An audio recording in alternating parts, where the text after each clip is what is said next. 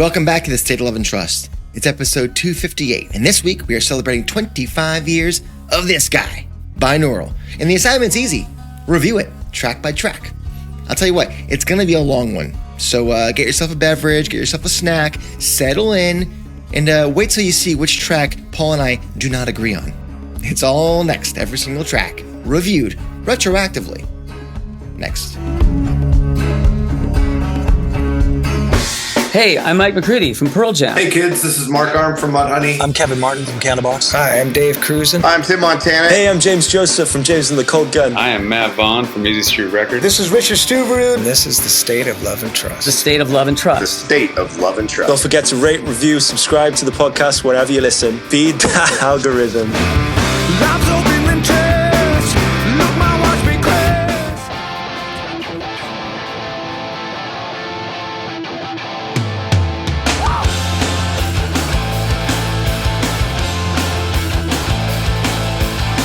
Welcome to another episode of the State of Love and Trust. It's a Pearl Jam podcast, and I'm one of your two hosts, Jason Kerepesi, and alongside me, as always, is Paul Ghiglieri. Ooh, Paul, I am very excited. We are just, 3 days away from the 25th anniversary of this guy. Oh. It feels like a journey. Can you believe that 25 years has gone by? Look at this gatefold. Years. Have you seen a gatefold like that in a while? I haven't. It has been an interstellar journey, one could say, since that album was recorded to what Pearl Jam has recorded recently with Dark Matter. What an evolution of sound, man. Yeah. Right? Literally, like sonically, how everything sounds. And that's crazy to think about. The content, and then some of it's actually still relevant.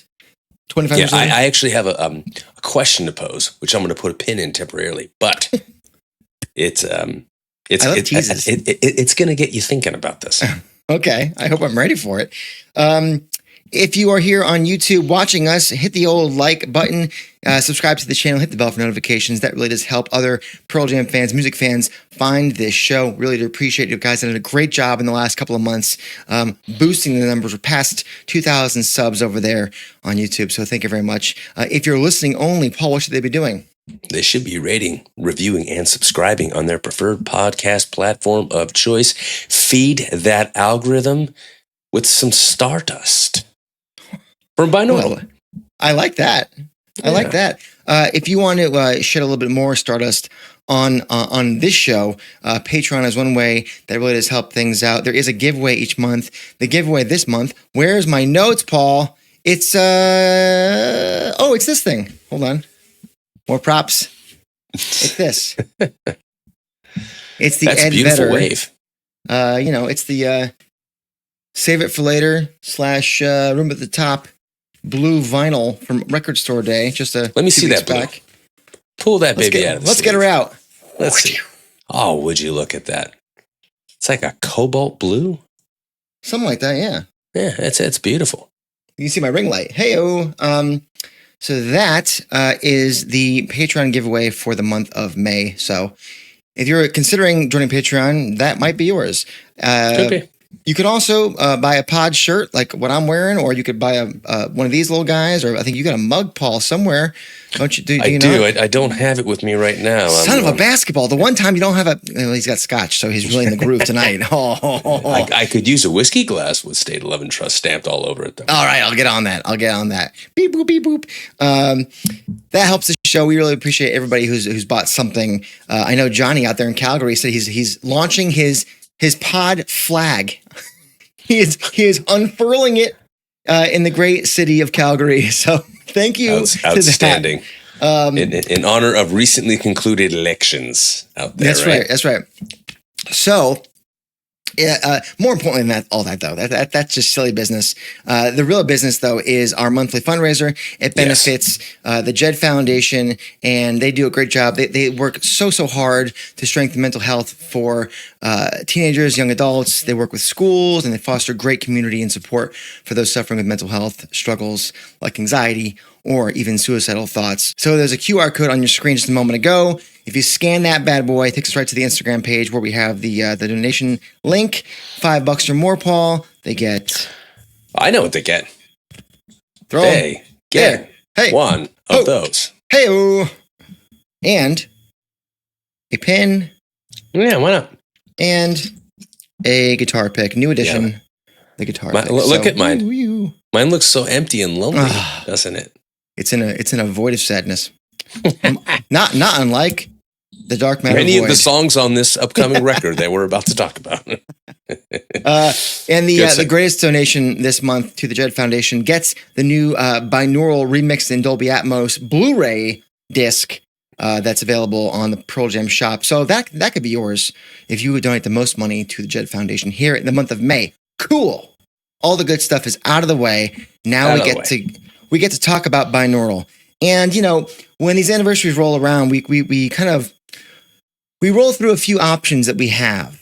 We have the superlatives, we've got the write your own song, we've got the LP to EP, we've got retro reviews, all kinds of fun album specific type exercises. Mm-hmm. Right? We're going to do the old retroactive review this week. And 25 seems like a big number. I know Brad Clausen hates anniversaries because he's like, well, what's the difference between 24 and 25? A year, Brad. A year. And they don't make a 24-cent piece. They make a 25-cent piece called a quarter. Get with it. God, he's such a hater, that Bradley. So, in honor of that anniversary, we're going to do retro review. So we go back in time, sort of, and we review the album, but there's that caveat of there's a lens of wisdom and experience and time to apply to the songs. So generally what we do here is I'll probably give you like the musical and some lyrical analysis of what it means to me and a little bit of context. And then Paul's going to blow the roof off the dump with really good context and give his rating. And so we'll do 1 out of 5 as we always do. We just did the Dark Matter re-review, 1 year later review, maybe a month ago. And we've only done 2 others of these retro reviews. We did 10 and we did Riot Act. Mm. Right? Yep. So here we are with binaural.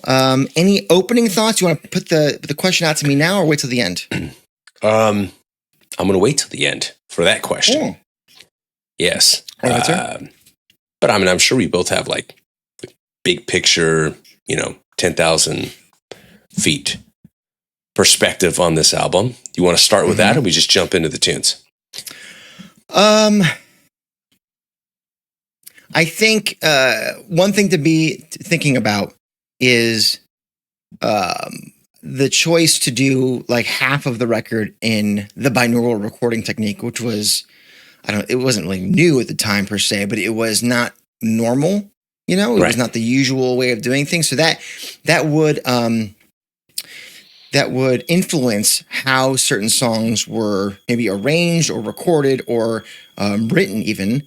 Mm-hmm. And I think that might have an effect, good and bad, on some of these songs, which is interesting because, I mentioned the Dolby Atmos Blu-ray that's now out for binaural, and I think every other album, or most of them, have the the Dolby Atmos treatment. So you get a new taste of how the album would sound, but it's kind of like in the headspace of what binaural recording was then, right? Yeah. Did that play into your thought process at all? It did, actually. I mean, when I think about this record, it's hard for me to separate the idea that at the time that I heard it, it felt meandering. It felt like a record that I did not understand where they were going with this sound. And I was searching for a hook. I was searching for something that I could ground myself in with this record. And I had a hard time finding, none of the songs in totality did that. There were moments within songs that did. And I think, it's fair to say that for many Pearl Jam fans, obviously myself included, this one as a record, it did not rank very highly at the time. Not obviously there are some fans that heard it and absolutely adored it. And I think, for good reason, as you will come to see when I change my tune a little bit here. But I do recognize that this is the kind of record that I think was ahead of its time. Now, the production from Chad Blake could be perceived, I think, as a bit tunneled and bottled in a way that kind of featured those heavy bass tones that were so heavy, in fact, that they sometimes kind of marginalized the nuance and dynamics of the record, including a lot of what Mike was trying to do, not trying a lot of what he was doing. I think the recording technique kind of gives you that 3D stereophonic sound. It works for a lot of the tracks, and it does kind of help create that that like darker, moodier sound, which does align with the experimental shifts that we're seeing with the band at the time. I think where I get lost is the idea, or the fact, I should say, that this is the first record since 10 not to be produced by Brendan O'Brien. And yet he would come around on the backside and ultimately mix most of the record, with Blake mixing 4 of the 13 songs. So I kind of feel like if they had to go back and do it again, would they have just taken a lot of this material and just gone to Brendan in the first place with it? Yeah. Like, is this a different record if they just go to him from the get-go and be like, hey, we tried something different, and there's a lot of it we like. There's a lot of it that's cool, but we're coming back to you because we realize that we've strayed too far from home. I don't know. The fact is, and I think this is probably the most, this is the 10,000 foot view that I was talking about. And there are a lot of people that were tired of bands like Motley Crue and Poison and Skid Row and the like, these hair metal bands by around 89, 1990. And this is kind of like how grunge rock became the result of that in a lot of ways. Now, one could argue that people were tired of bands like Nickelback and Seether and Creed and countless other carbon copies of that early 90s Seattle sound. Yet, ironically, despite being parents of that scene, Binaural sounds nothing like that from Pearl Jam. And I think that departure has actually served it well, and it's allowed that album to age a little bit more gracefully than I think people might have thought that it would when we first heard it when it came out. So I think that is the biggest takeaway for me, is that the album has actually grown on me over time. I have greater appreciation for it, and a lot of the songs have actually aged well. And if I had to compare how I would have rated it when I first heard it to how I would rate it now, you're going to see that a lot of these numbers have trended upwards. This is good. I like this. Yeah. I think we may have had, or at least I had, a similar outlook when it came to the Riot Act retro review we did a few months back, where that album came out and I was like, oh man. And I know Stip said it a couple weeks back on our Avocado Superlatives, where he was like, Riot Act, that sounds like I'm going to get something that really makes me I'm not happy to feel, but it reaffirms my feelings about what's happening in America. And it just was more like, oh, now I feel sadder. Now, those songs actually have aged appropriately because we have aged with it. And so the way that we process trauma or just negativity in general is different than you would when you're, full of piss and vinegar in a younger person. So let's see how binaural has changed for us or not over the years. And we're going to kick things off with Breakerfall.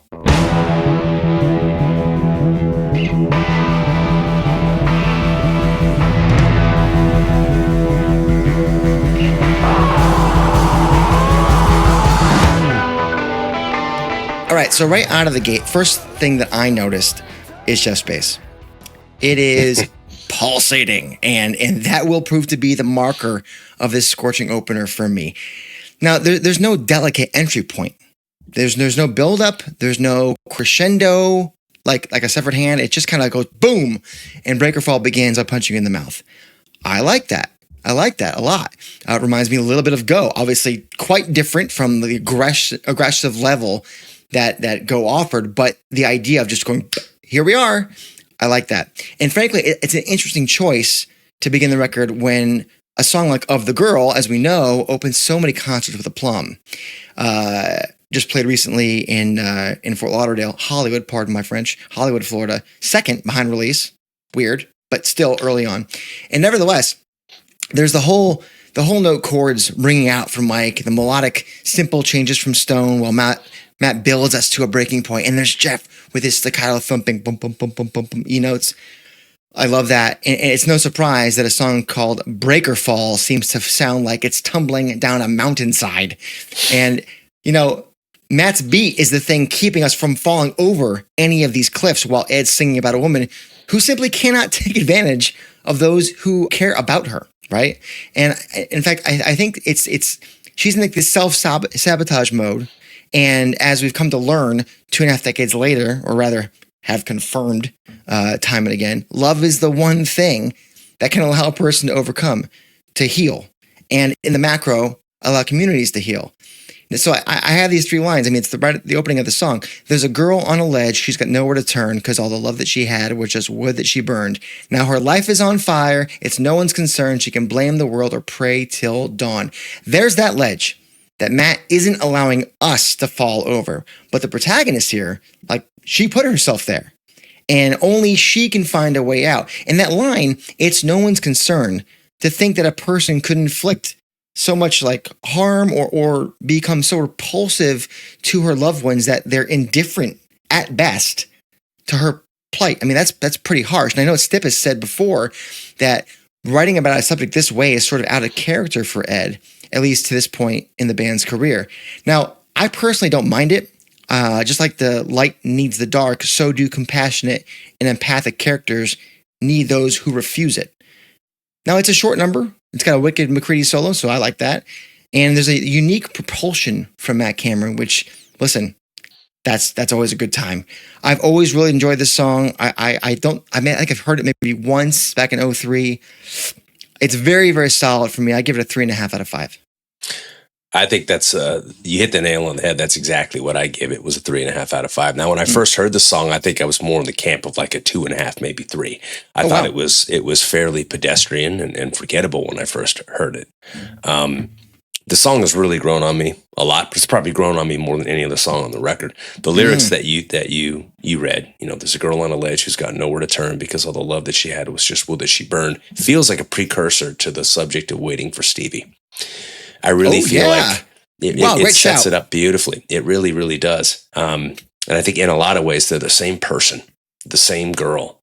And that feeling of disarray and loneliness and searching for a tribe is really prevalent on this song.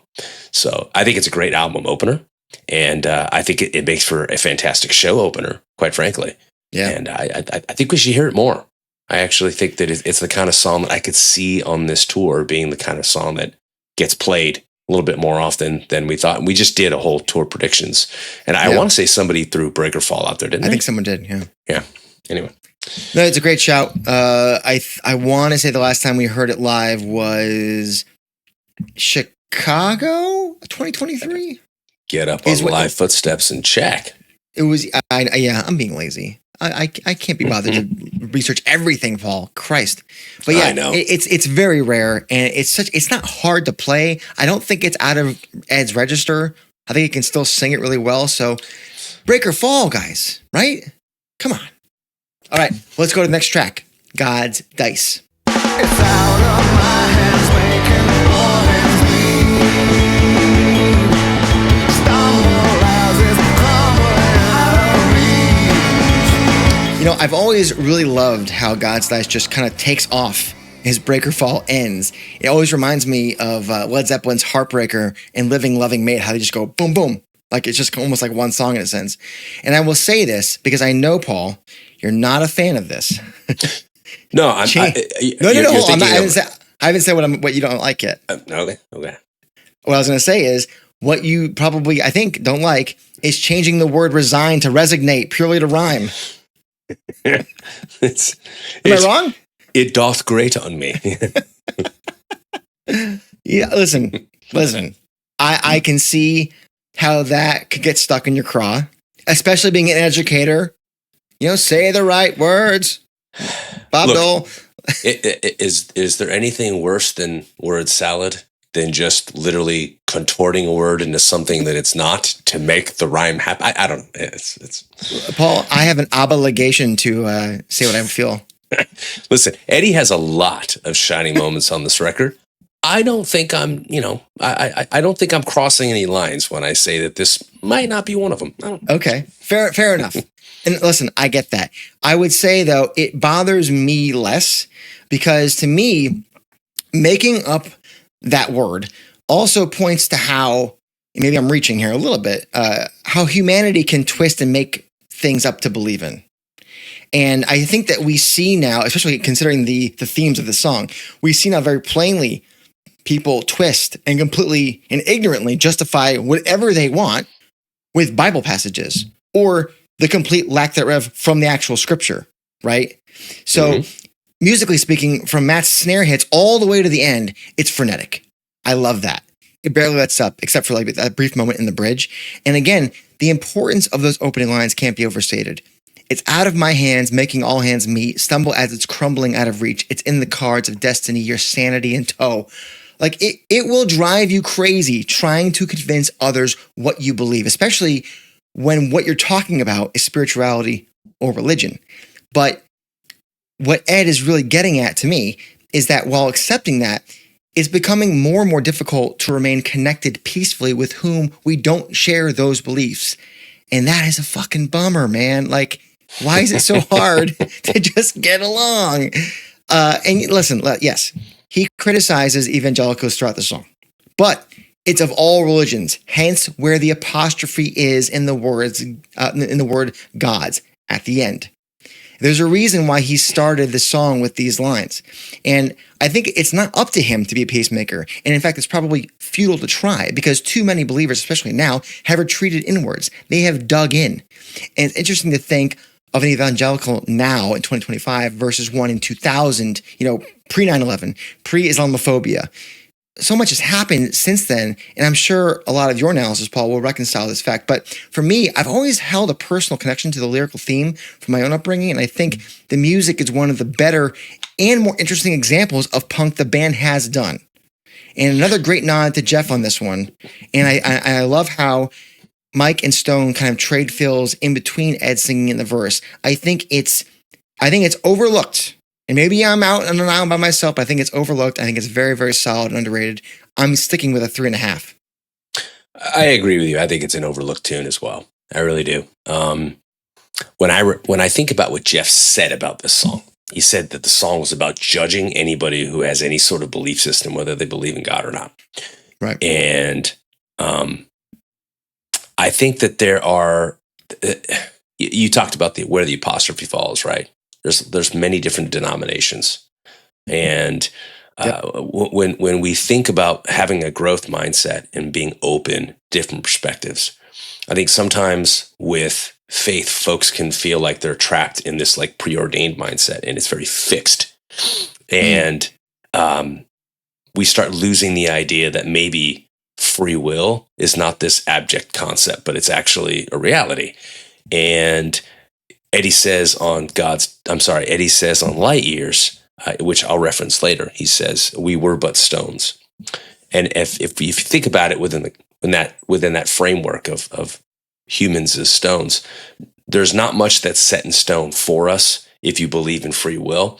And ultimately, the idea here is that you don't want to find yourself marching to the beat of a drum that is ultimately led by God's dice, right? So it's the hand of God and the dice roll that ultimately determines your fate and where things go from here. And I think that there's a fatalistic mentality and a defeatist vibe that comes with that. And I think that can very easily lead us to a place where we resign ourselves to not fighting back.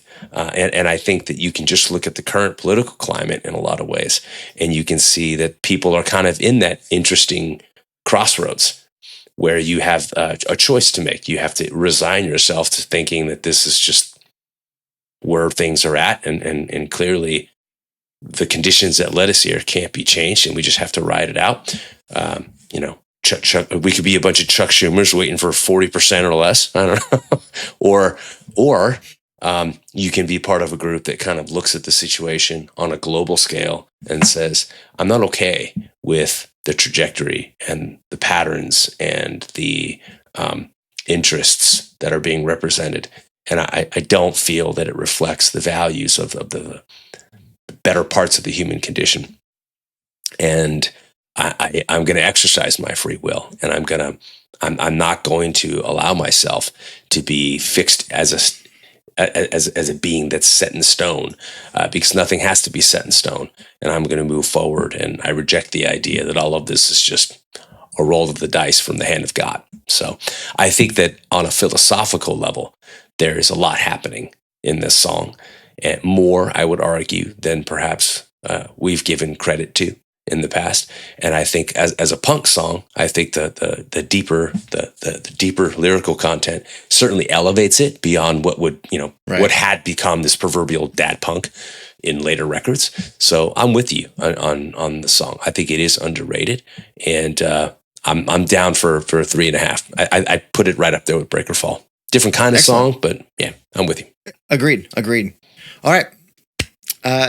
This should be good. Evacuation.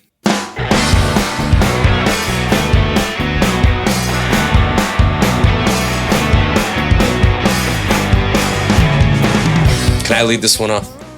You want to? Go for it. This is short and sweet. Look, it's funky. It's offbeat. We get a taste of what it's like when Matt Cameron contributes to a Pearl Jam record. And for that, I appreciate it. And I think that's why it caught me off guard when I first heard it.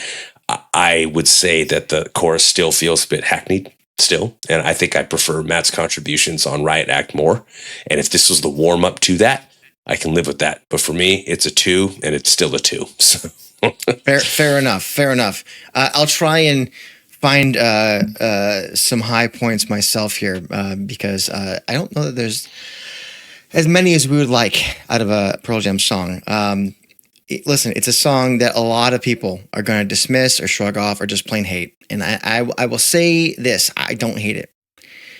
I think it has a couple of redeeming qualities. So here's what they are. We'll get them out of the way first.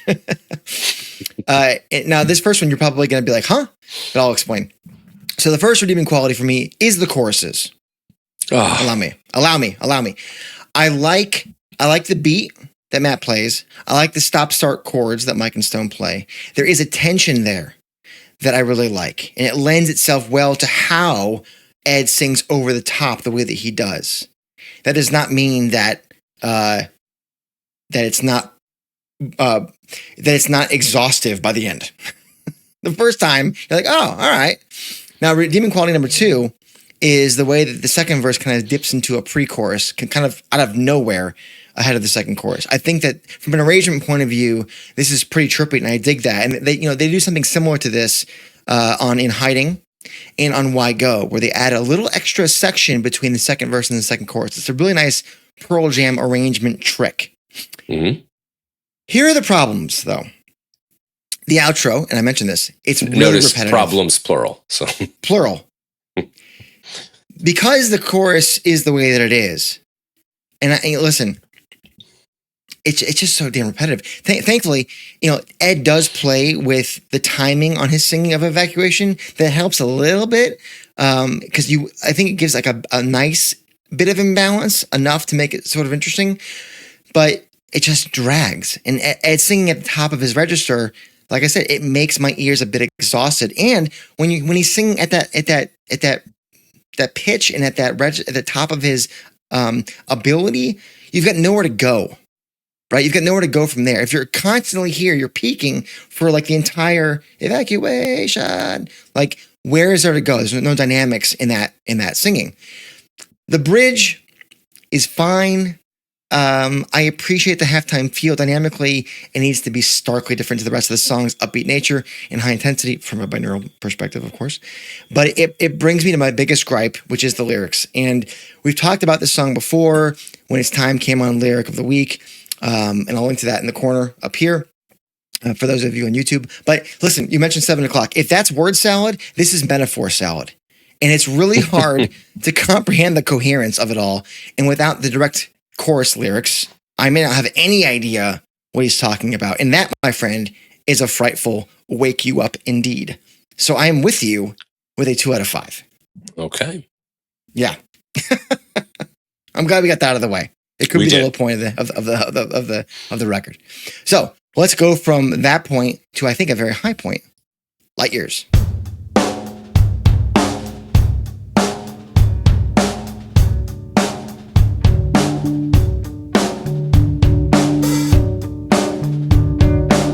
I'm just going to say out of the gate that this is a top tier Pearl Jam song. And now here's why I think so. The way the song just sort of stumbles together, and I realize it sounds negative, but I don't mean it to be. Each instrument seemingly like almost hesitant to enter, yet it knows it must because the subject of the lyrical matter requires everyone. Each instrument and Ed's voice it's a necessary metaphorical pallbearer, if you will. First you got Matt, then Stone comes in, then Jeff, later by Mike, and then followed by Ed, who sings some of the most beautiful lines mourning the loss of someone. And the way Ed compounds all the basic functions and building blocks of life that he understands, only to be let down by simply not understanding how this person could die. It's just wonderfully written. And moreover, the chorus, it just opens up, it blooms. The rag top on the car lowers to reveal all of those beautiful stars that were but stones. And I think the humility and the admiration for the person lost is very apparent and underpins how upset and how beside himself Ed is that the person is in fact gone. And then the bars directly succeeding the chorus, highlighted by Mike's rotary style affected guitar, beautifully guides us back to the verse. And what's really brilliant is that in this second verse, Ed doesn't double down on what he's singing about in the first verse. Now he's been contemplating what could have been. He's mad at himself. He didn't take advantage of the time he had with the person while they were still alive. But of course, in classic Ed fashion, he finds the teachable moment, right? Here are some of the lines there. With heavy breath, awakened to regrets, back pages and days alone that could have been spent together, but we were miles apart. Every inch between us becomes light years now. No time to be void or save up on life. You have to spend it all. Do not wait to appreciate your loved ones until after you can't let them know you appreciate them. Simple as that. And Ed wants us to learn from his mistakes, and it's articulated so well. And don't forget the last chorus before the incredible interlude, where Ed sings, "You seemed to like it here," implying the subject may have committed suicide, which just underlines the agony even more. And then you have got the interlude and the outro that ramp up the intensity even more.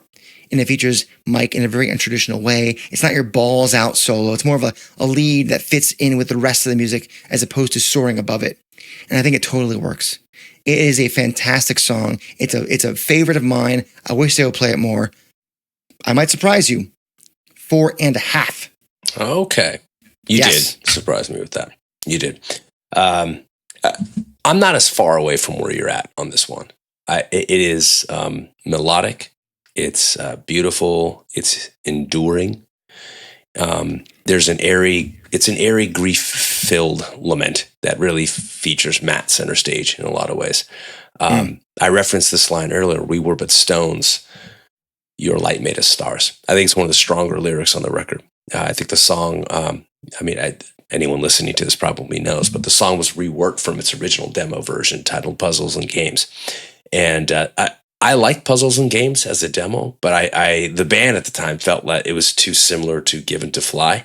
I don't necessarily think that, but I definitely do not contest the idea that Light Years as a final product is far superior to what Puzzles and Games was as a demo. Eddie said about this song that Mike had written some of the music. They were really excited about it for a while, but when they got down to recording it, it was just like too wrapped up, too packaged with a bow on top. A little too close to Given to Fly as well. So they started changing the tempos. Mike comes in after working on it all day. Eddie's frustrated. He just flips it backwards, and in about 35 minutes, here you go. We got Light Years now. Ed described it as, fairly contagious chorus and melody, just sideways enough to make me happy. I don't know.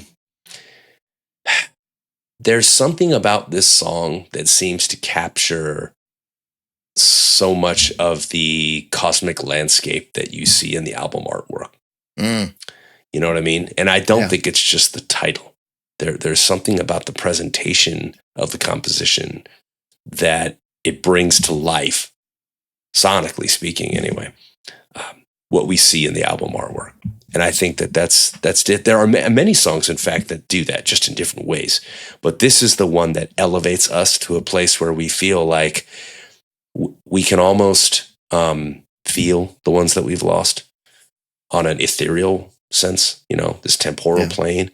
And I think that gives the song a degree of hope that maybe isn't present on most of the other songs. So I'm with you. I think it's a very, very strong track. I give it a 4 out of 5. All right. Very fair. Very fair. Let's go to Nothing As It Seems.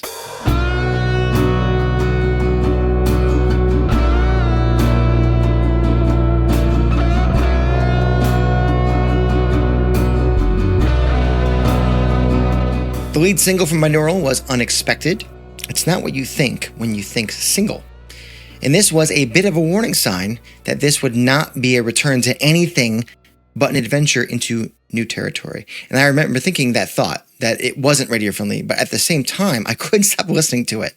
And maybe it has something to do with the fact that Mike McCready is like forcing his soul through his fingers into his guitar, into his amp on multiple occasions, like oases from the conveyor belt of gloom that the rest of the music provides. And I mean that as a compliment. I like that. It's really, a great image. It's really cool.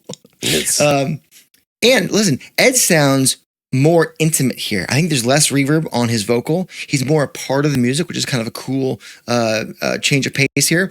And I think it makes sense considering how Jeff, as the chief architect of the song, constructed this moody number. Now, speaking of Jeff, his stand-up bass is just oozing the bitonal verse melody, while Stone kind of augments it with that acoustic guitar mantra of sorts. It's just so groovy. And I love that musically everything is so dry, except for Mike's leads. Like they are soaring, yet still feel connected, almost tethered, kind of like in the Light Years stuff that I mentioned a moment ago. Mm-hmm. Yeah. I think it's often hard to decipher Jeff's intended meaning behind his lyrics, and we've been over that many times. But my personal interpretation reminds me to be content and proud of where I'm from and who I am, that I don't need anything but what feels like home to be happy. And I think this is powerful stuff, considering we were entering a pretty sullen period for the band. But the best part of the song for me, and one of the highlights of the band's career, is that bridge section. And we always talk about how great their bridges are. But man, that descending chord pattern and the doubling of Ed's vocals, like one of them has like that warbling effect on it that just changes how you hear. What is Ed singing now? And it all gives way to the band kind of just opening up and Mike doing the Mike thing. And from there, the whole song is just catharsis personified with that final release from Ed in the last line. I think it's a really special song, and it's very unique in the catalog. So for all those reasons, I'm going to give it a 4 out of 5. Very cool. I'm with you on a lot of this. When I first heard it, I just thought Pink Floyd. I really did. Oh, 100%. You know, you get Stone's morose strumming. It's really rooted in that jar of flies. What a great word, morose. Yeah, it's that morose strumming. It's just rooted in that like jar of flies despair. You get Mike's guitar. It really seems to be like the Big Bang that produces much of the cosmic art that graces the album, which I think is really, really just beautiful. It's a hallmark guitar playing in the catalog from him. Now, the kind of visuals and the gravity of sound that makes you feel small under the weight of it all, that's the guitar playing that Mike produces on this track. Jeff had said at the time, he said, the reason that we went with Chad is because he provides an amazing atmosphere to songs. So I think we wanted the artwork to represent that. And one of the themes that we've been exploring is just realizing that in the big scheme of things, even the music that we make when we come together, no matter how powerful it is, it's still pretty minuscule. I think for me, the whole space theme has a lot to do with scale. You know, you look at some of those pictures and there are 13 light years and 4 inches in that picture. Mike somehow manages in this song to fill that space in between with his guitar. And you just, like I said, you just feel the gravity of sound, and you do feel small under the weight of it, but not in I thought I would feel small in like a hopeless way. And I think when I first heard it, that's what the song achieved. When I hear it now, and I don't know if it's more of a byproduct of just being older and having a different perspective in life, but I feel that there is a wisdom to a lot of this, and there is a lot of introspection, whereas before it just felt droll. I totally get that. Yeah. So it's much like Light Years. It's a 4 out of 5 for me. Yeah, I get what you mean by when you first hear it, you're like, wow, this sounds like sad. Why am I depressed by a lead single? What the hell is going on here? But it's infectious in some strange way.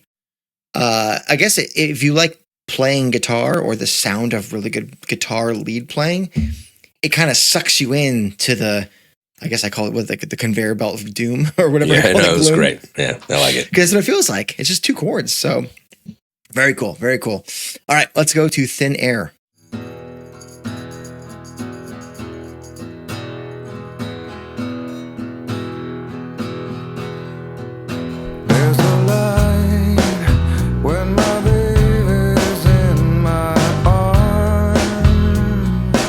So this is a classic Stone jangly number. Always been a fan of this one. It's these simple love songs from Stone that perfectly augment like the massive stadium rock that he's perfected for years at this point. It's a simple melody that the entire band embraces so effortlessly. And I remember covering this tune actually myself for an old Red Mosquito Forum covers contest. Wow. Back in like 2002 or 3 or something like that. Stip will know. He'll remember that. I can't say it was any good, but I tried. But it's the little things in this song too, like the perfectly panned and doubled guitar, like noodle guy after the first chorus, and then there's like that very subtle slide guitar bits that Mike drops in every now and again. And it's more obvious at the end of the song. Again, the bridge. My God, take it to the bridge. The backing vocals, the ahs from Ed, and then the way he pronounces directions and how it just leads perfectly to the taking on part. And then Jeff's staccato bass, boom, boom, boom, boom, boom, boom, comes back. It's like we've been making our way towards this pond that Ed's been singing about this whole time, and we finally made it to the clearing. That's what this part of the song is to me. I love it. I've always loved it. And listen, I wouldn't argue this is a complex or super impressive song from an arrangement standpoint. And it's like 4 chords. But I think that's the point. Its simplicity belies its themes. I think it's a really solid track, 3.5 out of 5. Okay, I'm with you on that. I'm with you. It's funny you reference it clearing. For me, I get that it's a charming campfire tune that feels a lot like Sometimes did off No Code, but it's elevated, I think, to something more. There's this relaxed kind of country feel to the song, which I think is interesting given that country music, I think, was experiencing a bit of a renaissance of sorts at the time when this record came out. That lyric, there's a light when my baby's in my arms. The spirit of the song, I can't help but think to myself that the spirit of the song just really seems grounded in the early 1960s. And it really feels to me like it could have been an outtake or a composition born out of a jam session during the recording sessions that produced Last Kiss. That's just the feeling. Yeah, that's just what I get from the song. I adore it. I think it's a beautiful song. The 3.5 out of 5 for me as well. Excellent. I feel like we're in lockstep. This is beautiful. We are. Okay. Yeah. Let's go to another single from the record, Insignificance.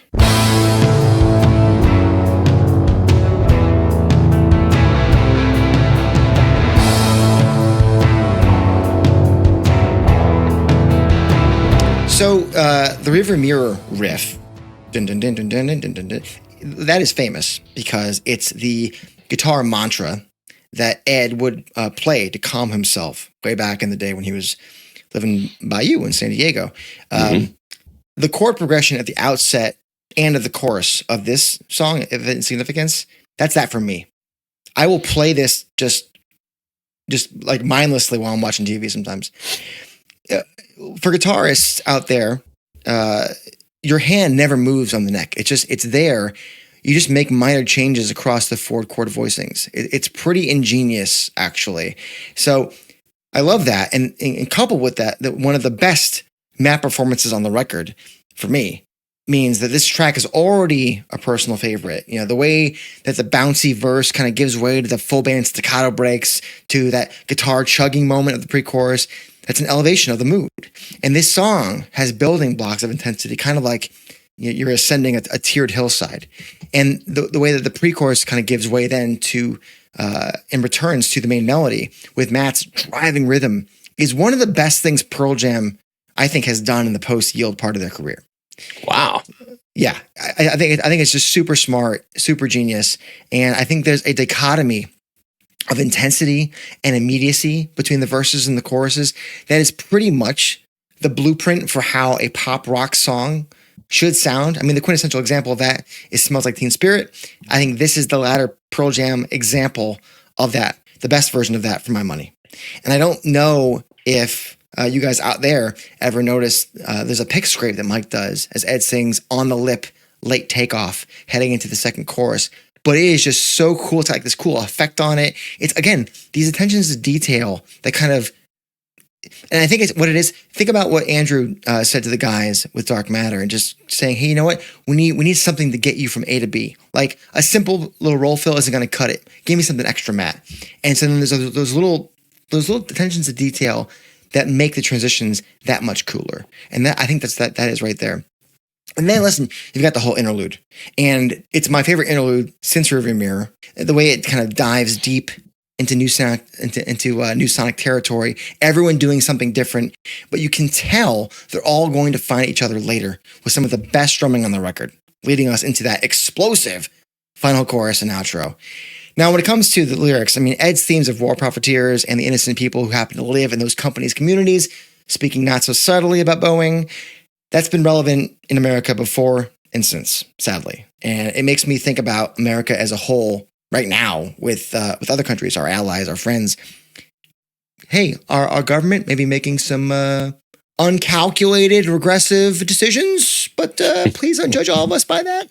So there are parallels. There are parallels.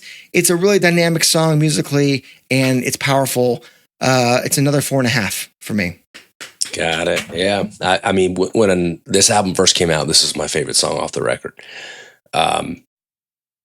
It's not my favorite song now, but it had been. You referenced Boeing. I mean, I think, it's well understood that Eddie's really singing in a lot of ways about Boeing having a facility in Seattle, which is his hometown, and Boeing builds bombs, right? So you get this reference. They build the planes to drop the bombs. Oh, thank you. So you get, I mean, obviously the reference to bombs and forgiving the hometown and all that stuff. But this is Matt's first studio appearance with the band.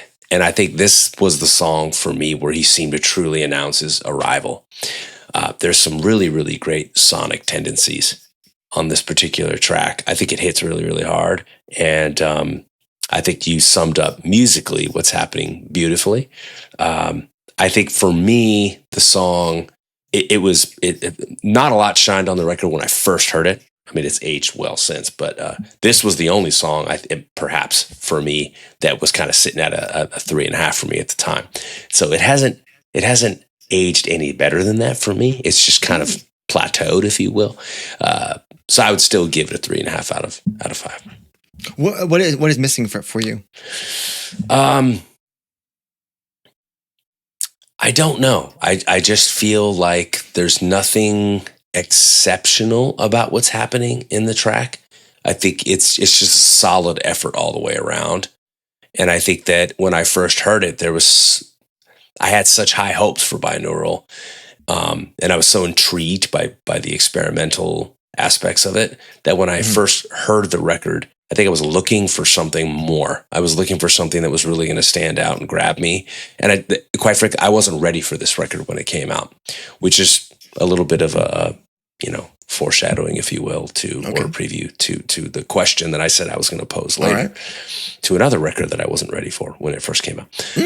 So in any case, I think this song, I don't know what it's missing. I feel like... That's frustrating when you don't know what it is. I don't know what it is. I just, every time I listen to it, I think I enjoy it and I appreciate it, but there's nothing about the song that says, I'm going to go back and listen to that one again anymore. Fair enough. Yeah. I will say that I think it's probably a soft 4.5, like maybe edging on a 4, probably for some of the same reasons that we can't really articulate as to you. Whereas later in a couple of songs, we're going to have a song that's like a hard half, something and a half. Anyway, let's turn the record over. Go to Of the Girl.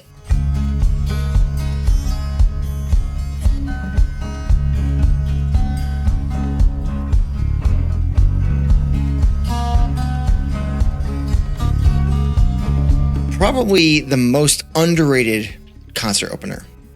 Would you agree? Totally. Now, much like how Light Years ambles in one instrument at a time, so does everyone on Of the Girl. It's one of the jammiest songs in the catalog and probably one of the loosest arrangements as well.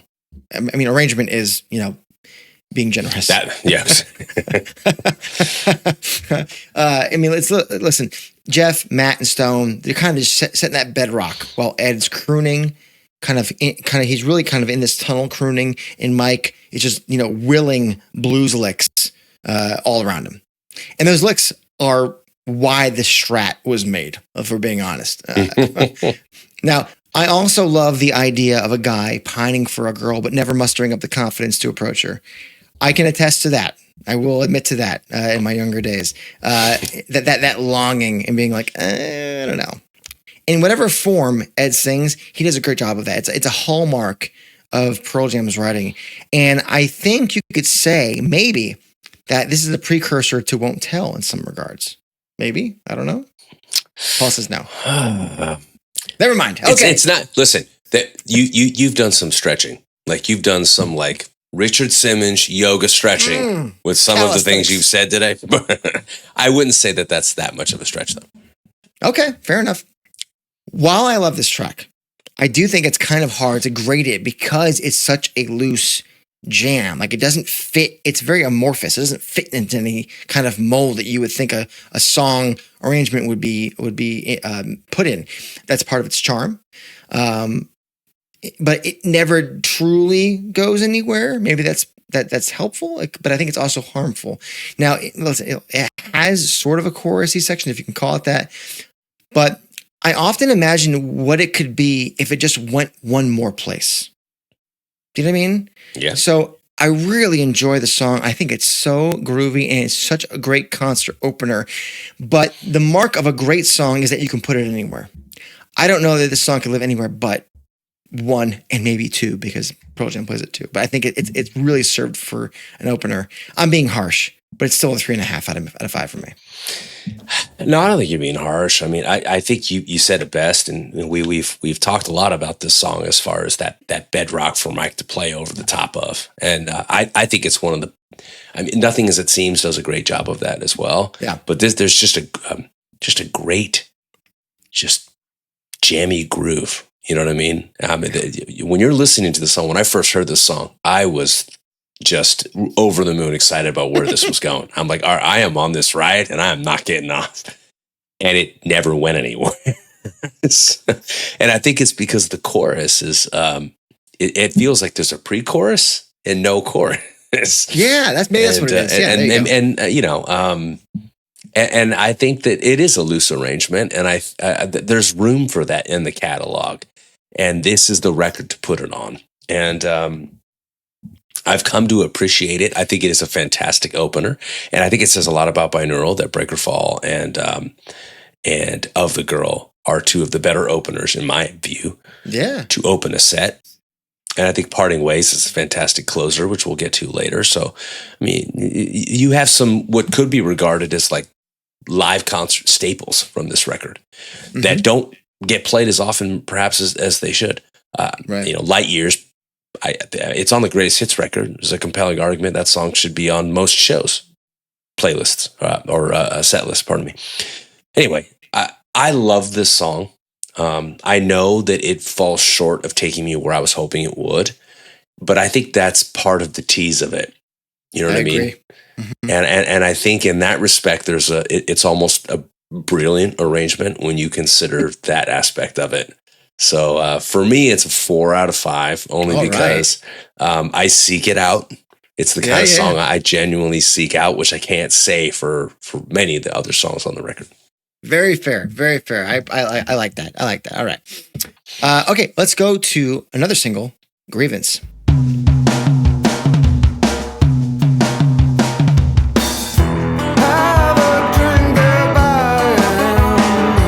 I know that this is a favorite of yours in a lot of ways. Oh, listen, Paul. From a piss and vinegar standpoint, Grievance is right up my alley. Okay, we just recently got our patrons' take on this song, and it is still super relevant despite it being basically written about the WTO protest in the fall of 1999. I would say it's one of the most blistering latter era Pearl Jam songs. And if you need proof of that, go watch their performance of this on Letterman.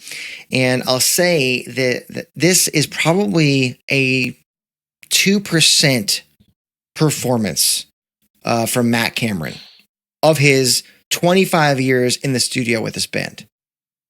I think it's how good this performance is. Wow. And I think that's one reason why That's a the bold outro, take, Cotton. It is. Hold on. That's a bold take, Cotton. Let's see if it works out for him. I think Matt's the reason, or one of the reasons why the outro works so well. And I think that it's got that downhill feeling, and you're riding along with him. And I feel like he's the reason why you feel safe, even though you're barreling down this hill. But for me, the star of the show is Ed's lyrics. And there's so many gems in this song. Here are a few of them. Big guy, big eye, watching me have to wonder what it sees. Progress laced with ramifications. Freedom's big plunge. Pull the innocent from the crowd. Raise the sticks, then bring them down if they fail to obey. For every tool they lend us, a loss of independence. I pledge my grievance to the flag because you don't give blood to take it back again. We're all deserving something more. Oh my God, I love it. It just, when you need something to like, yeah, I feel as pissed as that.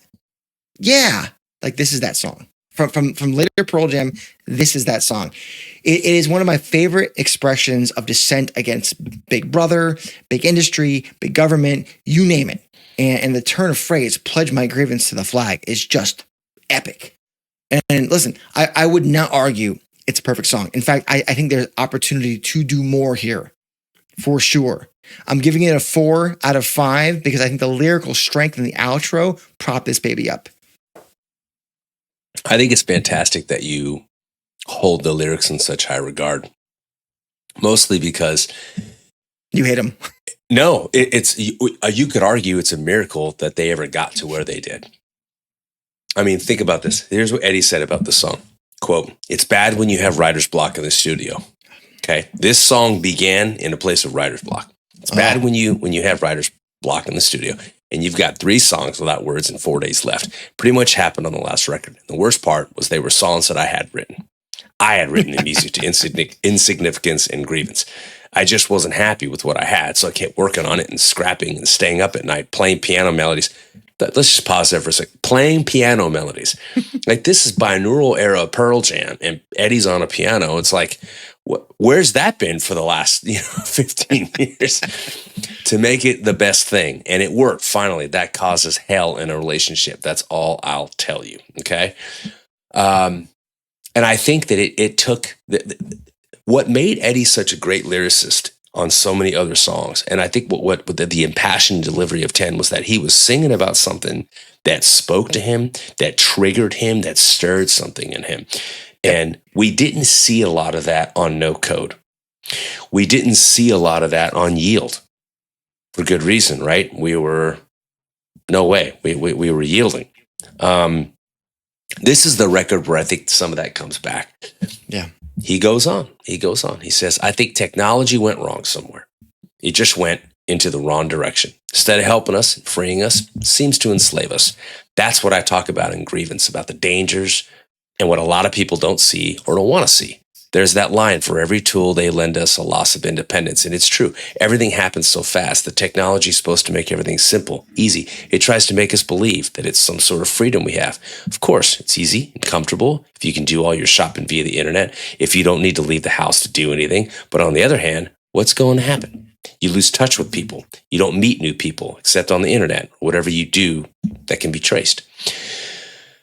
We have lost a part of the human condition because we have digitized correspondence and communication, and we live in a world that, I'm not going to go as far as to say it's soulless, but we live in a world where avatars of ourselves and the perceptions and the holograms of ourselves that we want to project out into the world have become superlative, and they've kind of overridden who we are as people and our desire to develop a growth mindset and better ourselves and be vulnerable and develop empathy for each other and find ways to connect over vulnerability and to find empathy through that. And I think this is a song that has aged well lyrically, and it's a song that I think I could easily see featured on Dark Matter, quite frankly, in a lot of ways. Yeah, great show. So I'm with you on this is one of those ones that I just it's not that it was a throwaway for me when I first heard this record, but it came and it went. And now I think it is absolutely a pit stop without question. I would even call it a detour, a worthy detour. So I'm going to call it a 3 out of 5 as well. 3 out of 5. I give it a 4 out of 5. Sorry, 3.5. My apologies. 3.5. Okay. Yeah. That's a little better. Jesus Christ. Yeah, a little bit. My God. I kind of had it as 2 when I first heard the record. So oh my God. Clutch the pearls. Paul. I wish there was a longer version of your name so I could act like your mother when she's mad at you. Pulfer. I don't know I don't know. What the hell am I talking about? Let's go to Rival, shall we?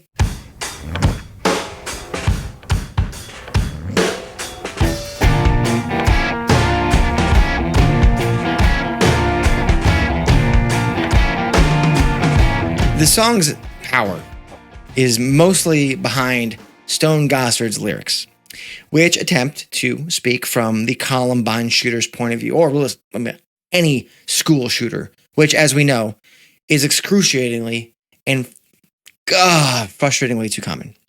Yeah. The other star of the show is the main riff. It's a really odd progression and voicing that Mark Hopkins so wonderfully spoke about last year on this show. However, I think outside of that, it's rather subdued in an unimpressive track. And it pains me to say that because I'm very conflicted. I love the lyrics. I love that riff. The theme is relevant, and it just strikes something inside of me that I can often be blinded to the fact that the majority of the composition.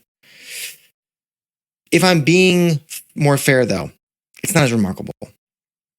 And so for the purposes of this review, I'm going to have to give it a lower rating than my personal connection would agree with. And I will give a special shout out to the piano line after the lyric, "Your disciples are riddled with metaphors." What a great line. So kudos to whoever thought of that. But unfortunately, the strength of these lyrics and the main riff can't hold it up high enough. So I mentioned a strong something and a half. This is a strong 2.5. Okay. It wants to be a 3, but it's not quite there. And it pains me to say that. Let me play devil's advocate on this one. All right, sir. This is Jeremy Redux to me. I mean, with the Columbine shooting, all right, the Columbine school shooting at the forefront. Now, Jeremy was a song about a kid who makes a tragic choice. And a lot of the point of that song was all you end up being is a little blurb in a newspaper. That song catapulted the band to the moon. That song has become an iconic, classic in rock history. So here he is singing about something, and the message through the song is make a choice like this, and it does not produce the result you think it does. Right. Part of me wonders if Jeremy and the choices made in Jeremy did not produce the result they thought at the time that it would either. Yeah. And I think that this shift in Rival was a conscious pivot. I feel like this downtrodden blues-inspired heaviness really underscores the darkness surrounding that event at Columbine. And I think it's beautifully aligned in ways that the epic proportions of Jeremy are not aligned with the subject matter. And I'm not throwing shade at Jeremy. It's one of the greatest rock songs. Yeah. But I think because of that relationship, symbiotic, if you will, I feel as though Rival, it's underrated because of that. I think that it, like I said, it's a purposeful and conscious shift in a different direction, and I think it works very well. And I think it's more appropriate. It's more appropriate in tone. It's more appropriate in composition, and I think it's more the lyrical content. I think makes far more salient points about the subject matter. So I, for me, it's a 3. So it's not significantly higher than where you rated it, but it was a forgettable song when I first heard it. And I think that I've come to appreciate it to the point where I would very much look forward to hearing it at a live show. You know what? I'm going 3.5 on this one. I'm bumping it up to 3.5. Listen, as you were talking, I was like, listen to Half Full on the next record. I mean, this to me feels like a precursor to that. Oh. Well, while you were talking, I was like, God damn it, he's convinced me. The hard 2.5 is now a 3. Okay, so I'm gonna say 3. You're saying 3.5. I'm saying 3. I feel better about myself a little bit because the lyrics are so fun. Bring both your barrels full, not one. Oh, God damn, Stone Gossard, you beautiful bastard, you. All right, let's go to Sleight of Hand. Oh, I'm gonna have fun with this one.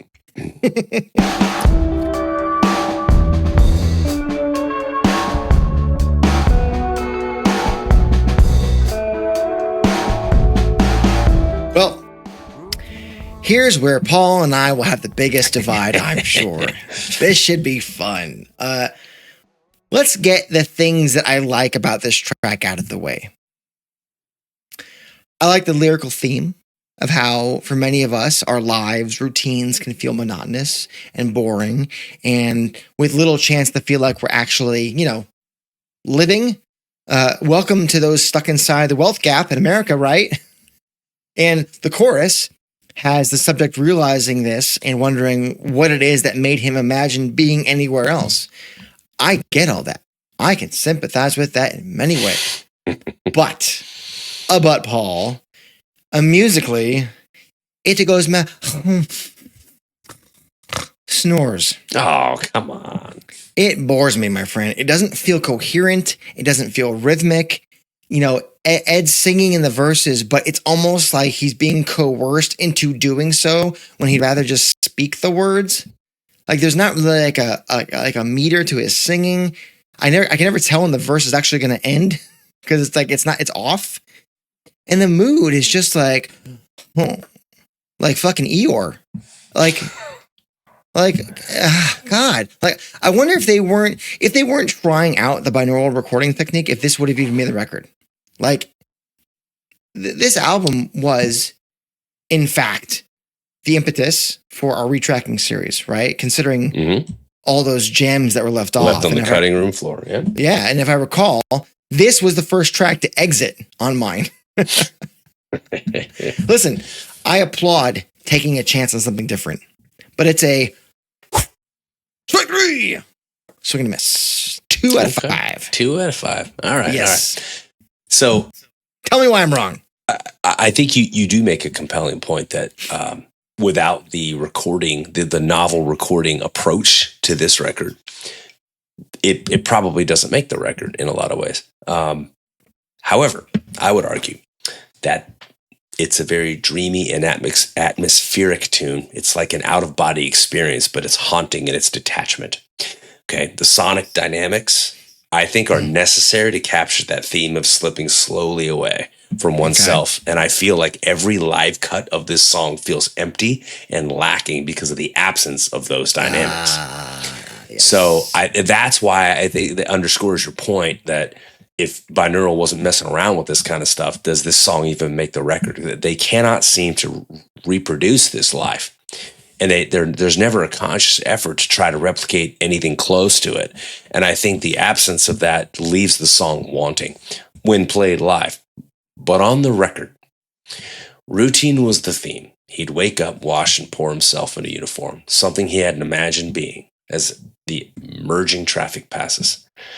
The traffic is almost a metaphor for life passing you by. Right. And I feel like the atmospheric detachment of the song underscores the theme of it in the same way that, that grinding bluesy sludge that was Rival underscores the darkness that was Columbine. I think they nail this song. I think they nail the because it's not euphoria. It really is just kind of like this lost sense of detachment. It's this ambivalence It is this apathy. It's this, you find yourself in this rut, and you're no longer human. You're like this shadow or the shell of yourself. And you just feel as though there's this moment in the song where either we are the ones that are surveying this, or the subject has this brief momentary experience of being out of body and looking down and saying, what has become of my life? You can't do that in a conventional composition. I think you have to use, in the same way a teacher has to use a classroom as an extension of his or her teaching, you need to use the sonic boundaries for this composition to truly achieve that effect. And I think that they do that here. They really reach for it. And I think that the subject matter of the song lends itself to those risks and that stretching. Does every song in the catalog do that? No. And I think I'm at peace with the idea that this is one of the few, if only, songs that attempts to do that, because I feel like it fits thematically what the song is about. And I think that's why I wish I would hear it more that way live. Like, either do it that way when you play it live, or don't play it live at all, you know? I know it's probably blasphemy for me to even say. All that being said, for me, it's a 4 out of 5. Holy shit, a 4 out of 5? It's look. I seek this one out. I seek this song out. I love it. I feel like it's heavy, it's weighty, and I think it captures the essence of what the song is about in ways that other songs do not. I feel like other songs play around the perimeter and periphery of what they're about, but I think this song literally embodies sonically and lyrically what it's about. Okay. And it's hard to create a song that does that about something like this. So listen, I appreciate the connection of the music and being detached, and because I said the lyrics are pretty cool. I like that theme. But you need some resolution or some reason to find hope in all of that. And to never do that, when all you're doing is painting all of the grays and not showing that there could be a light. I'm like, because it doesn't go where you feel you need it to go for your narrative, yes, right? Yes. Okay, but as a work of art, does it realize its own ambitions? To me, the song. What's the ambition to make me sad? It's not. Again, it's not about its impact on you, the listener, as much as it is its own ambition as a work of art. Now you can take with it or it's from it sentient. what you will. No, I don't mean it that way. I'm saying that whatever what inspired the creation of this song, they achieved it. There's no call to action. There's no agency, is what I'm missing. Like, this motherfucker is having. That's okay though. This is office space. This is office space without the burning of the building. But it needs some resolution. Can't it be can't just the pure like desolate despair of it be its own warning? Like, you look at that. Do you want to pour yourself in a uniform and feel that way? Okay, well then there is agency there. Indirectly. And that's fair, because it doesn't become a bit pretentious if it becomes the band stepping in and then saying, well, here we presented this to you, now let us preach to you about, you know. No, you want the band telling you what to do. Can it speak for itself though? Offer the character a way out. Show them that they've taken this step. But that's the whole point. He's acknowledged that he needs to make a change. Sleight of hand, though, is that's the whole point of the magic, is that we don't. It's not so easy to figure out what's behind the trick, right? That is the sleight of hand. Is that so many of us don't get out, and therein lies the agency for me. What you're telling me is that if I invited Ed over to be the magician at my kid's birthday party, I would leave feeling sad. No, what I'm saying is, I think it would be hilarious, given all of my pontificating over this song, if we ever actually have the whole band on and I bring all this up and they're just like, yeah, you know what? Like, if we had to go back, that's one that just never hit for us. It's like, well, it did for me. I don't know what to tell you. Jeff music, Ed words. Okay. There it is. There's the difference. Let's go to Soon Forget. Sorry is the fool who trades his soul for a Corvette. Thinks he'll get the girl, he'll only get the mechanic. What's missing? He's living a day he'll soon forget. Soon Forget. The original foray into the ukulele. Where's your uke? Do you have it nearby? I do, actually. Hey, there it is. Do you actually know any chords? No, I should learn this one. Is it in tune? No. No, it's not. I appreciate that this is the instrument that solved Ed's writer's block on the album. I think we can both agree, by the way, that the last time strings were played on this podcast were by the hand of Mike McCready, and they far exceeded what I just produced. Yes. By light years. By light years.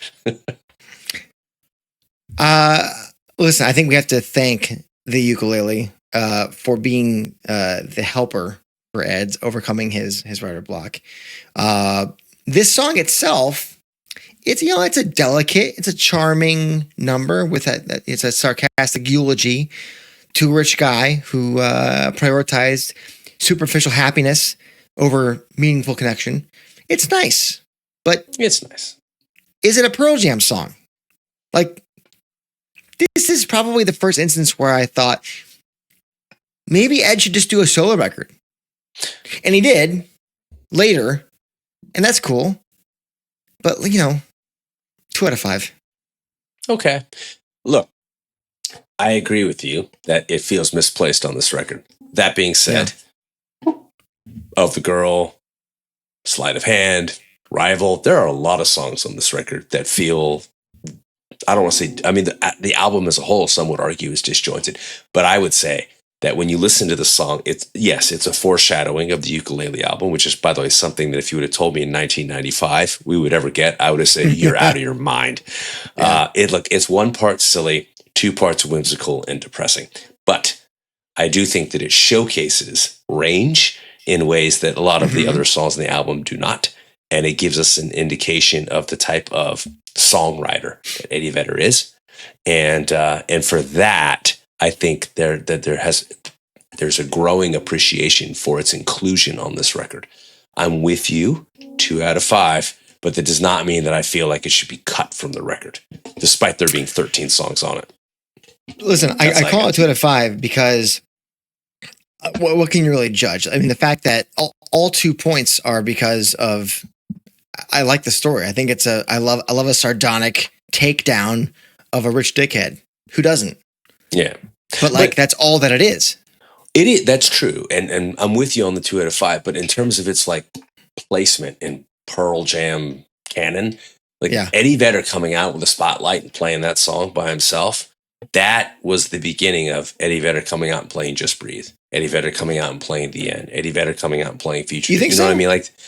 In a lot of ways it was. How many opportunities did we get before that song on prior records where he would just come out on his own for a handful of songs? On his own, okay. I think as a singer-songwriter. And I think this was the moment on a Pearl Jam record where if you saw them in the Binaural tour, that's where you kind of saw Eddie as a solo artist and what that could look like, Well, it was the first time I think, although I'll probably get proven wrong, that he was doing the preset stuff before the opener. He might have done it in 98, but I think that 2000 was really when he started doing it. And maybe it was a toe in the water with stuff like Better Man, kind of being the only thing out there for the first minute or so of the song. So I hear you. Hey, at least we're in lockstep. As we head into the final song here, Parting Ways.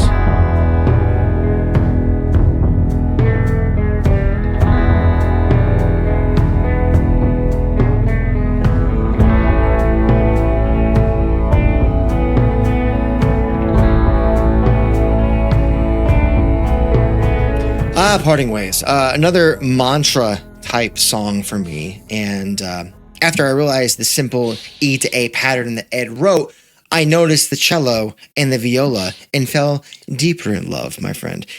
Something the subjects of the song very much do the opposite of. And I will say a tip of the cap to Justine Foy and April Cameron for those strings. Oh, by the way. Now, speaking again of the theme of lovers realizing their relationship is fizzling out, there is a beautiful tension early on, and it's Ed's heavy feedbacking guitar right down the middle channel that underscores that. It's almost mixed in a way that you don't even realize that it's there, but you feel it. You feel it. Mm-hmm. Now, you sure some do. of the lyrics here that I like are standing like a statue, a chin of stone, a heart of clay, and though he's too big a man to say, there's a fear they'll soon be parting ways. I mean, come on. Chin of stone, heart of clay. Gorgeous, Eddie. Gorgeous. And then the outro. Ed sings drifting away over and over and over, seemingly kind of falling into the chasm now created by these two lovers' acceptance that it's over, that they're falling apart, while the strings kind of dance around that E chord, just ringing out like a bell, tolling for the relationship's end. It's a simple yet powerful song, and if you've seen it on that binaural tour especially, you'll know how big it is live. I have never seen it. Only been played 26 times, and not since 2018. But goddamn, what I love it, because that thing just hits. It is big live, and I think if you get the strings involved, hey, there was a symphony show, maybe add this. 3.5 out of 5. I could be talked into a 4. I can't go to a 4 on this one. I am with you on a 3.5. I think it is a cinematic depiction of a relationship gone awry. Yes. In very different ways than Black. I think there is a maturity and a lived-in quality to this song that Black does not have. There is an idealism and a youthful ignorance in Black. And I say that lovingly because there's something about, yearning for unrequited love. In parting ways, it's love that's gone south. And there is an epic quality to it. It's big. There's a bombastic quality to it. I think the strings add that epic nature to the composition while simultaneously underscoring the pure sadness of the affair. And I love the delivery as well. I feel like there is kind of a resignation to the inevitable. Yes. And it's just again, so many songs on this record are concepts realized in totality. And I don't think I appreciated that at the time because I was viewing them not as songs that were trying to realize their ambitions, but rather my own selfish desires for what I wanted to hear on a record. And I what I've come to appreciate about this album is how those songs managed to embellish what it was that they were about so completely. So I'm with you. I can't go as far as 4 yet, but 3.5 out of 5 for sure. All right. Fair enough. I like that. A couple of final thoughts for me before we get to your question. We'll just tease it out a little bit longer. This album, it holds a special place in my heart because it's the first studio album that I bought the day it came out. Can you believe it? Yep. It took 10 years or 9 years. After I drifted away from the band, sort of in the mid-90s. And while I re-engaged when Yield came out, it was because a friend played me the CD in his car. And I was like, oh shit, what is this? And that was the first tour that I saw the band. And obviously things elevated from there. So I bought Live on Two Legs the day it came out. And then I was over the moon when Binaural was announced. And I can remember I drove to the Sam Goody down the street from my house. The Sam Goody. Not the Tower Records. The Sam Goody. Sam Goody. After school in my hometown in Connecticut. We were just weeks away from graduation, high school graduation. And this was my soundtrack. And the fact that I missed that tour, there was a scheduling snafu with me going to college and then playing in opposite places where I was. It grinds my gears. This meant that I spun the record more and more in those concerts' absences. And it's another reason why I relished the Touring Band 2000 DVD and the official bootlegs when they came out. Now, listen, is it Pearl Jam's strongest record? No. But it is personally significant, and I would argue quite underrated, as I think we found that the album has grown on us over this time. So one of these days, we're going to rank all these albums And I think that folks may be surprised where Binaural falls, for you at least, but for me as well. Yeah. All these ratings that we have, they will be tallied up at a certain point, and we'll have really well thought out for this guy, ratings of the entire catalog, and be like, oh, okay, now we know qualitatively what it is, or quantitatively. There we go. Quantitatively. Yeah. So what is your question that you wanted to pose? Okay. If Binaural comes out in place of no code in August of 1996, do we receive it differently than we did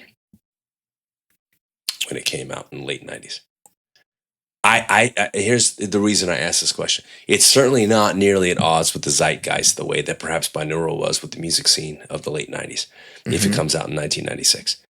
And I wonder if no code was veering off into this experimental place. Now, no code cannot happen in 1996 because there's no Matt Cameron in 1996. But as a hypothetical, a theoretical, I believe that this album would be received very differently. I think it would be celebrated in much different ways. I would argue perhaps it's not possible because there's so much thematically going on that's rooted. I mean, like Columbine didn't happen in 1996, right? Sure. WTO protests don't happen in 1996. So I understand all of that. But sonically speaking, if they went out there and they just tried something like this in 96, I don't know. I feel like Pearl Jam becomes Rock's version of Radiohead with this record in 1996. Ooh.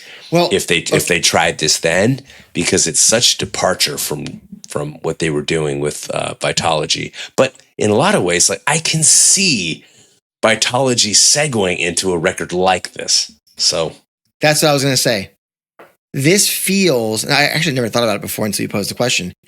I get a lot of handshakes, musical handshakes from these two records, from Vitology and Binaural. I think there's a lot of, I don't want to call it similarities, but I think they each have a foot in the pool. There's a Venn diagram happening where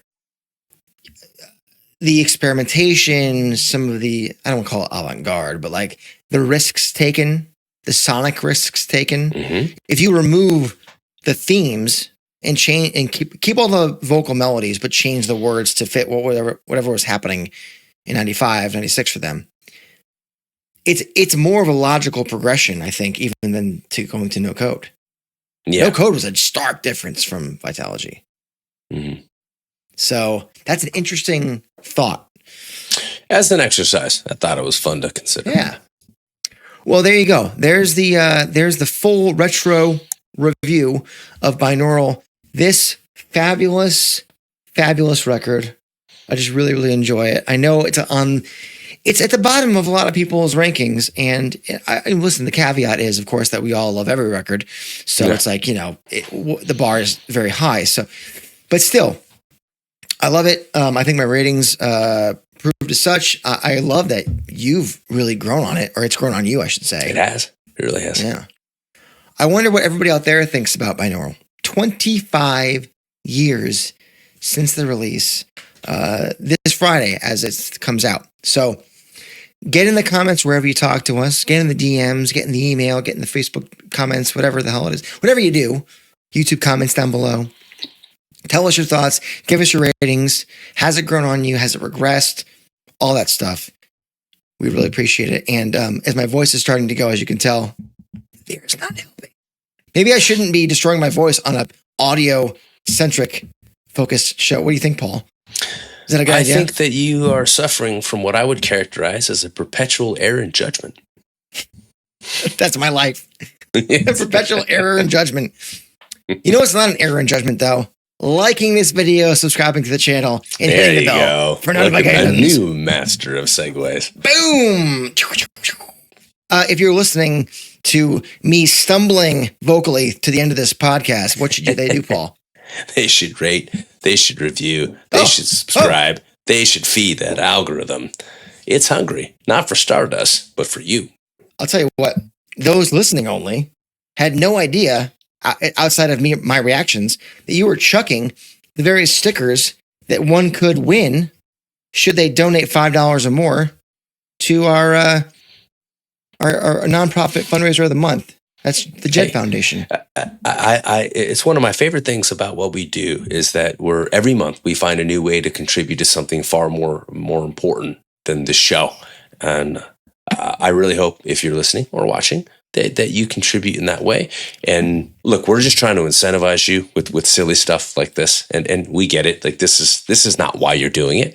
The good people who are watching, listening would do this even if we didn't do this. But we're going to do it anyway, because if it makes the slightest difference and there's one more person that does it because of it, then it was worth it. Absolutely. And if you need a bigger carrot, how about that binaural Blu-ray?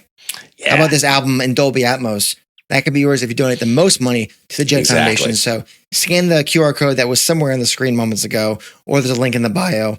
And my voice is cracking. That's okay. It's fine. No one's listening. This isn't being recorded or anything. It's fine. It's like bringing us back to what your voice sounded like when you stopped listening to the band as a pre-adolescent tween. So. Who you are? What is this? I don't like it. I assume I was like, I don't know. Anyway, if you want to support the show, Patreon, a great place. Listen, the Patreon giveaway of the month. My stack of props over here. You could win the Eddie Vedder Record Store Day vinyl. It's a 12-inch, 45 RPM, room at the top. Save it for later. It's glorious. It's in cobalt blue. Wave blue, we'll call it. It's probably not cobalt. I guarantee I mischaracterized that. But you know what? There's a really cool. It's beautiful. We can all agree on that, though. You can tell it's painted because there's brush strokes on this wave, on this crest. That's cool. And the Pod Shop, if you want to support the pod out in the public with a shirt or a hat or something like that. Yeah, I like the one you're wearing. Thank you. Perfect nod to the theme of the night, huh? A little binaural live. It's the little flourishes. By the way, of all of our, I'm just going to put this out there, of all of our pod shirts, and they are all great. That one is still my favorite. That is still my favorite one. You're literally wearing a bootleg right now. I'm ensconced in bootleg. You're ensconced in bootleg, exactly. So you could also be ensconced in bootleg, or what else? Disco Bomb or Vitalogy looking stuff, or whatever the hell you want. We appreciate you, is my point. Yeah. It helps the show. We can do more cool stuff. So thank you. We're past our time here. We are. But Binaural is a hell of a record, and we got through it. So we'll see you next week. We appreciate you. Until we see you next week, you've been listening to or watching. It's not our fault. It's 13 songs long. Hey, everything you want from us. The State of Love and Trust.